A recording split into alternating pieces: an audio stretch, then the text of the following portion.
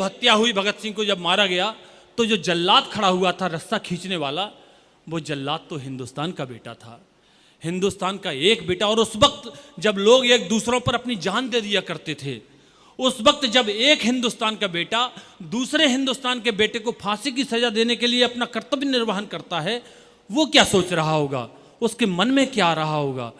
कल्पना कीजिए जल्लाद क्या सोच रहा होगा। मैं पढ़ता हूं क्या सोचता है जल्लाद।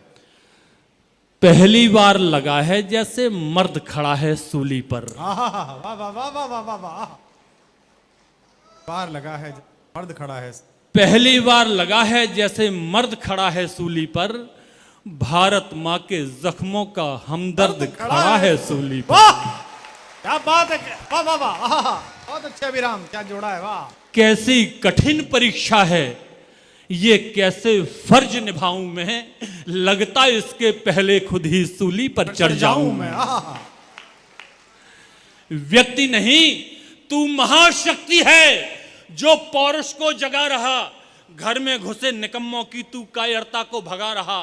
तेरी मौत व्यर्थ ना होगी, अग्नि चिता की भड़केगी, अब से हर हिंदुस्तानी की सुस्त भुजा भी फड़केगी। अंग्रेजों का क्रूर फैसला तेरा यश फहराएगा, आज मनुष्य से ऊपर उठकर तू देवता बन जाएगा। तो साहब वो जल्लाद अपने मन में क्या कल्पना करता है और क्या सोच करके रस्सा खींचता है, यदि आपको लगे कि उसकी कल्पना पूजनीय है तो दोनों हाथ उठा करके उसकी कल्पना के लिए आशीष देना कि आज मनुष्य से ऊपर उठकर तू देवता बन जाएगा, तो तू सदियों तक अमर रहे, तू सदियों तक अमर रहे, तू सदियों तक अमर रहे। लो निज कर्तव्य निभाता हूं, तुझको सूली पर लटका कर ईसा मसीह बनाता हूं। वाह वाह वाह वाह, बहुत अच्छा, वाह वाह वाह वाह। तुझको सूली पर लटका कर ईसा मसीह बनाता हूं। व्यक्ति नहीं तू अवतारी है, भारत मां की कृत्या है। तुम कहते हो फांसी इसको, मैं कहता हूं। बहुत अच्छे। एक वो पंक्ति पढ़ता हूं जो कोई कवि नहीं लिख सकता, मैंने भी नहीं लिखी। ये पंक्ति मां सरस्वती ने साक्षात प्रकट होकर के मुझे दी है। मेरे एक मित्र ने मुझसे कहा कि भगत सिंह के गले में जो रस्सा पड़ा है, फांसी का फंदा पड़ा है, वो तो हिंदुस्तान का है। यदि वो रस्सा भगत सिंह के गले को नहीं कसता तो भगत सिंह नहीं मरते। उसने क्यों कस दिया? मैंने रस्से से पूछा, रे रस्सा तू तो हिंदुस्तान का था, तूने भगत सिंह के गले को क्यों कसा? 15 दिन तक साहब रस्से ने जवाब नहीं दिया। 16वें दिन अर्ध निद्रा की अवस्था में मुझे यह जवाब मिलता है। मैं उठता हूँ, वो पंक्तियां लिखता हूँ और सो जाता हूँ। सुबह जब सोकर के 9 बजे उठता हूँ तो वो उस रस्से का जवाब होती हैं। स्वागत है। सुनना, मैंने कहा रे रस्सा तू तो हिंदुस्तान का था, तूने भगत सिंह के गले को क्यों कसा? एक दृश्य से रस्सा जवाब देता है। भगत सिंह ने रस्से को पकड़ा, होठों से चूमा और गले में डाल लिया। अब रस्से का जवाब सुनना कि ज्यों ही छुआ भगत ने रस्सा, रे रस्सा तू तो हिंदुस्तान का था, तूने भगत सिंह के गले को क्यों कसा? ज्यों ही छुआ भगत ने रस्सा, ज्यों होठों के निकट गया। ज्यों ही छुआ भगत ने रस्सा, ज्यों होठों के निकट गया। फूट फूट कर रोया रस्सा और गले से लिपट गया। वाह, क्या बात है, क्या बात है, वाह वाह वाह वाह वाह, अच्छा है। उसे क्या पता था उसका लिपटना मौत बन जाएगा। फूट फूट कर रोया रस्सा और गले से लिपट गया। क्यों? बाल सखा सा कभी भगत संग खेला करता राहों में, कहीं पतंग का धागा बनकर रक्षा बनकर बाहों में। रूप बदलता रहता था मैं धागा डोरी रस्से का, हिस्सा बनकर साथ रहा हूं जीवन के हर हिस्से का।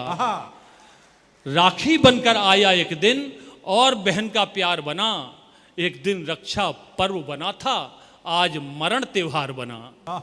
तो ईश्वर मेरी शक्ति छीन ले, टुकड़ों में कट जाऊं मैं, टूट टूट कर बिखर सकूं, कई हिस्सों में बट जाऊं मैं। अरे कितना दर्द मुझे है इस पल, किसको व्यथा सुनाऊं मैं। जो मेरी गांठ खोलता था कैसे गला दबाऊं मैं। जो मेरी गांठ खोलता था कैसे गला दबाऊं मैं। तो भारत माँ का सच्चा बेटा तन मन से जो सत्या है, तुम कहते हो फांसी इसको, मैं कहता हूं। कविता की अंतिम पंक्तियां पढ़ता हूं, 4 पंक्तियां। भगत सिंह को जो मैला साफ करने वाला था या वाली थी, वो उसका नाम तो था बोधा, पुरुष था वो, लेकिन भगत सिंह उससे बेबे कहते थे। पंजाब में बेबे माँ को कहते हैं।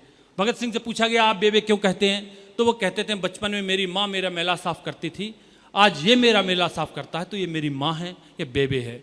जब भगत सिंह ने उसे माँ मान लिया तो मैंने भी माँ माना है और उसे एक महिला चरित्र के रूप में ही स्थापित किया है। भगत सिंह ने उससे कहा 4 दिन पहले बेबे मैं तुम्हारे हाथ से खाना खाना चाहता हूँ। वो बोली तुम उच्च कुल के हो, मैं निचली जाति की हूँ, यदि तुम मेरे हाथ से खाना खाओगे तो तुम्हें मोक्ष नहीं मिलेगा, मुक्ति नहीं मिलेगी। भगत सिंह कहते हैं बेबे माँ, एक बेटे को मोक्ष या मुक्ति तब मिलती है जब वो माँ के हाथ से 2 निवाले खा ले। 23 मार्च 1931 की शाम 7:30 बजे वो बेबे अपने घर में बैठी सोचती है कि उसका मुंह बोला बेटा कल फांसी पर चढ़ने वाला है। उस अभागिन को क्या पता कि उसका बेटा तो आज अभी इसी वक्त बैरक से तख्ते की ओर चल दिया है। कविता की अंतिम पंक्तियां सौंपता हूं, वो क्या सोचती है सुनना। स्वागत है। कि साफ सफाई करने वाली बेबे का मन व्याकुल था, साफ सफाई करने वाली बेबे का मन व्याकुल था, माँ के उस संबोधन को वो भुला सके ये मुश्किल था। कितने भोलेपन से उसने अंतिम इच्छा बतलाई, जाति धर्म सब भुला के मेरे हाथों से रोटी खाई। और वो भगत सिंह जब रोटी खा रहे थे तो उनके हाथ बंधे थे, पैर बंधे थे, बेबे अपने हाथों से खिला रही थी। वो दृश्य सौंपता हूं कि जाति धर्म सब भुला के मेरे हाथों से रोटी खाई। उस पल ऐसा लगता था, उस पल ऐसा लगता था वो जैसे कृष्ण कन्हैया हो, उस पल ऐसा लगता था वो जैसे कृष्ण कन्हैया हो। पल भर को यूं लगा कि जैसे मुझ में यशोदा मैया हो। वाह। पल भर को यूं लगा कि जैसे मुझ में यशोदा मैया हो। तो लौटा दे जो लाल मेरा, तो उसकी झोली भर दूंगी। और जिसे जना है भगत के बदले उसे निछावर कर दूंगी, जिसे जना है भगत के बदले उसे निछावर कर दूंगी। तो मन ही मन में जाने क्या क्या बेबे सोच रही थी।